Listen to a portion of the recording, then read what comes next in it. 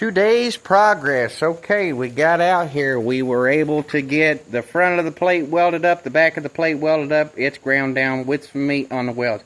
Now this is a start to a bracket. Now I did have to flip it over because I broke off I don't know if you can see that. I broke off yeah, see there? It's off the hole, about a half of a hole. Now I flipped it over on the back side and used the template on there again. I must have got the hole off a little bit, but I did have it, I would think, dead nuts. So, gonna have to trim the corner of this off. It's up in there, behind there, it's hitting. So we're gonna have to take this corner and kind of round it off with the grinder, and then, you know, it's at an angle. That's not gonna work. I don't know if you can see in there, but there's my finger. There's about a thickness of a plate. We'll have to bolt this up solid, and then the thickness of a plate with another hole in it to where it'll be shimmed out to where it'll be square with the block, if that makes sense. Now, the way I did that was I used a self-tapper bit. Just a little small self-tapper with a screw head on it, but I used a square drive head, okay? I used one of these little dudes, and it just got a cutting bit on it, and I just kind of laid my cardboard template on there. I eyeballed these holes, okay? Eyeballed the holes. I just smacked it with a hammer a little bit on the front. I put a little bit of grease on it so I could kind of see where the outside of the hole was, and then eyeballed it. It was pretty dead nuts. I'll be honest, that broke off one of these screw heads. It broke that little tit off. So with that being said, I flipped it over and was going to try to drill it from the back, and well, let's just put it to you like this, it wouldn't do that. Now I'm gonna have to trim out for that little square bracket too, because you know, I want to be able to mount something in there, maybe mount the factory steering pump up. All I got to do is get some rod and some long bolts or something like that, and make a bracket if I can figure out some way to run the pump pulley.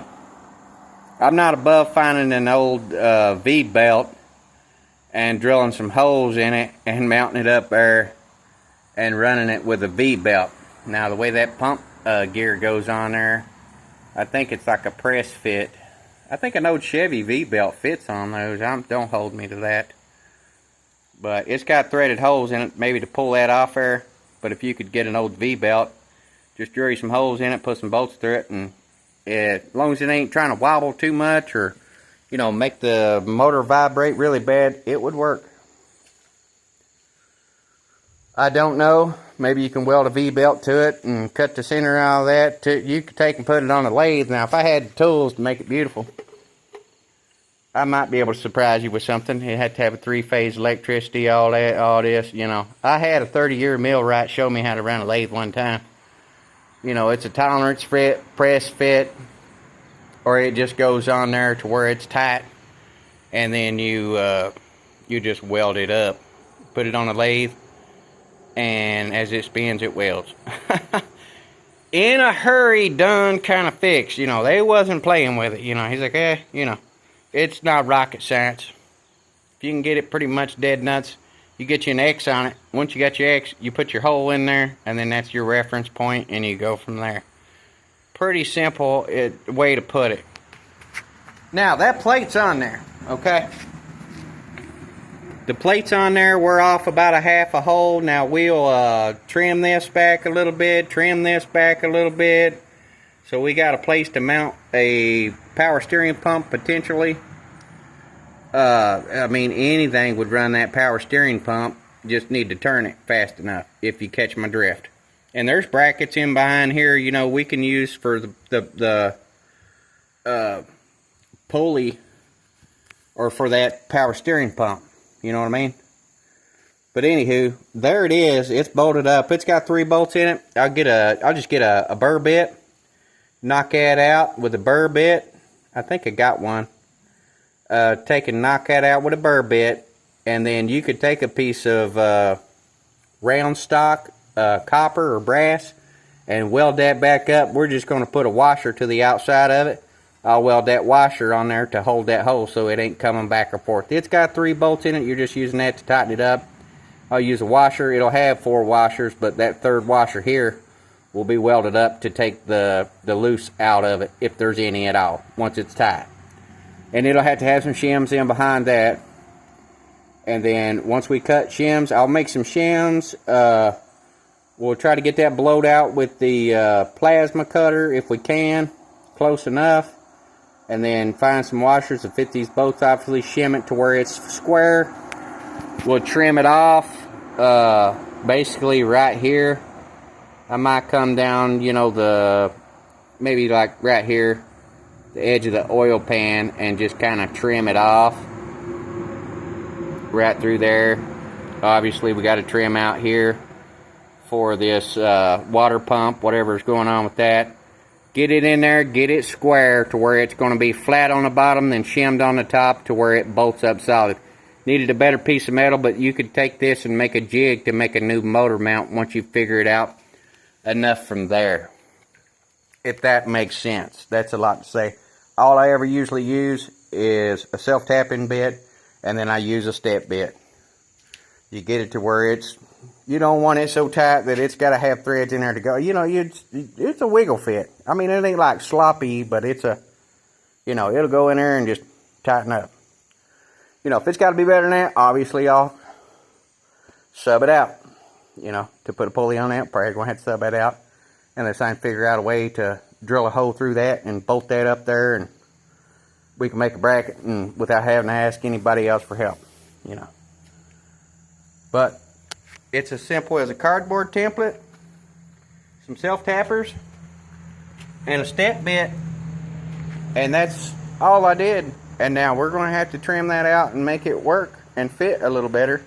I got to make sure that whatever is whatever, but that's cobbled. But you could take that once you got it perfect and use a brand new piece of steel and transfer that to a nice piece of steel and make it really, really nice. You could TIG it and all that stuff. Don't really care about all that. It's just an old motor, just an old truck. I mean, I've done stuff like that in race cars and watch them hit the highway at 80, 90 miles an hour still holding the gas. So nothing ever happened to it. Might bend it, but you know, slap it back together with something. You got a jig.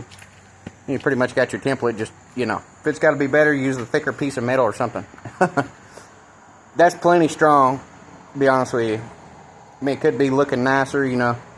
Get a regular piece of steel, transfer that over to something, and make it a little bit different. I don't really care. We'll get it trimmed up, get it grinded down slick, and you probably won't be able to tell it. You know, we're just kind of buzzing through it here pretty quick. Try to get a bracket going, get another bracket on this other side. Once we got our brackets, we still didn't get the bolts today. We get our bolts in our pan, we get our bolts in our transmission. Then we can start, we'll just put a couple bolts in that plate, you know, as far as transmission goes, to where we can just get it put up there, it's snug. Get us some kind of point of reference for the frame rails, measure to measure. Make sure that's where we want it at. We'll hold it up with a jack. We'll tack weld them motor mounts in. I'll take it back out or just unbolt it from the block. And then we'll see what we can get done as far as it's stabbed. And we'll take that power steering motor off the back of the motor so we got more room and it don't tear our firewall to pieces. And I'll see what it takes to either take it off or whatever. The guy was saying you might have to cut the camshaft. I don't think you got to do all that. I've seen a couple little plates just had 2 bolts. That was it. It's just a simple block off plate, just like a block off plate to a jet ski or something. But that's probably today. I get that trimmed up, and once we can get it cut off the bottom, cut around the bracket, make sure we got room for our bracket so we can put our power steering pump on. That's probably our only option, to be honest. Talked to a couple people, man, I just don't do LS swap. 2.2 swap, Bubba. And the people that do the 2.2 swaps, you know, they're really just building race car stuff. They already offer a kit for the power steering. He's like, man, they already got one. You know, so to get that, I mean, it's not like $250, man. Come on. You're reinventing the power steering pump. Not really. We just want to use what we got. And it's a factory truck. I mean, come on. You know what I mean? Worst comes to worst, I'll cobble something. I'm not above it. I'll figure out something. And if we got to take it and take it all apart and get some fresh steel and make it beautiful, beautiful, I can do that too. That's today's progress. We got one motor mount drilled, plated, whatever. I'll burn it out with plasma cutter. We'll take and do whatever we got to do to shim it up, make it square, trim it up, grind it, slick it up, and it's going to be done on this side. And then we got to jump over here and do this other side. It took me a couple days to get that done. So that plasma cutter struggles to cut that, but if it's got just a spot to where it can just, you just got to eat it out a little bit, and then we can use a die grinder. I had to get a die grinder bit. We'll clean that up. Once I put that washer on there, weld that washer up through there where it takes all that slop out of that hole, it'll be beautiful. Good enough for me. I do race car stuff like that, you know. And derby cars, you know, you'll know quickly in a derby car if it won't work. It'll just snap off there, but we ain't doing all that. But we did take and make some body drops one time where we put them in a derby. You know, painted, done, you know, seeing if the frame would bend or something if it took a hit. But that's probably today. I'm going to go ahead and, like I say, trim it up, finesse it a little bit, do this, do that, grind it up, slick it up, whatever. Spray paint the back side of it, so when we do put it in there, you won't have to do much else.